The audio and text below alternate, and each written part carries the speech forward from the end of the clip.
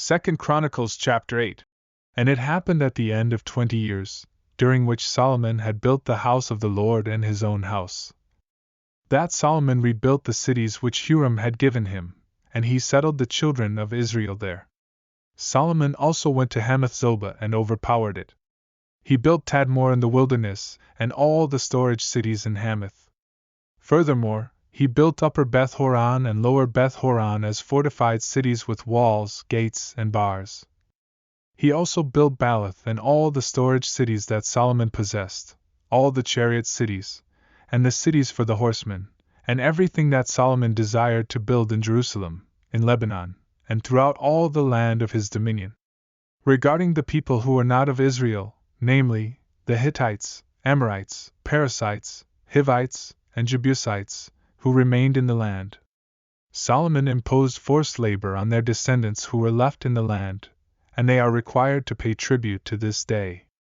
However, Solomon did not conscript any of the Israelites for forced labor. Instead, they were his soldiers, his officials, his captains, and commanders of his chariots and his horsemen.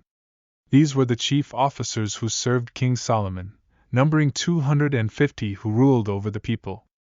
Solomon brought Pharaoh's daughter up from the city of David to the house he had built for her, for he said, "My wife shall not dwell in the house of David king of Israel, for the places are holy where the ark of the Lord has come."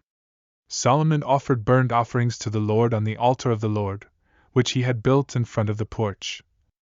According to the daily requirement for offerings commanded by Moses for the Sabbaths, the new moons, and the 3 annual feasts, the Feast of Unleavened Bread, the Feast of Weeks, and the Feast of Tabernacles. In accordance with the ordinance of his father David, he appointed the divisions of the priests for their service and the Levites to their duties of praise and ministry before the priests, as the duty of each day required, and the gatekeepers in their divisions for each gate, for this had been the command of David, the man of God.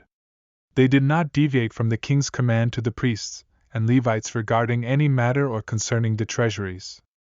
So all the work of Solomon was carried out from the day the foundation of the house of the Lord was laid until it was finished. Thus the house of the Lord was completed. Then Solomon went to Ezion-Geber and to Elath on the shore of the sea, in the land of Edom. And Hiram sent him by the hands of his servants ships and servants who knew the sea. They went with the servants of Solomon to Ophir, and took from there 450 talents of gold, which they brought to King Solomon.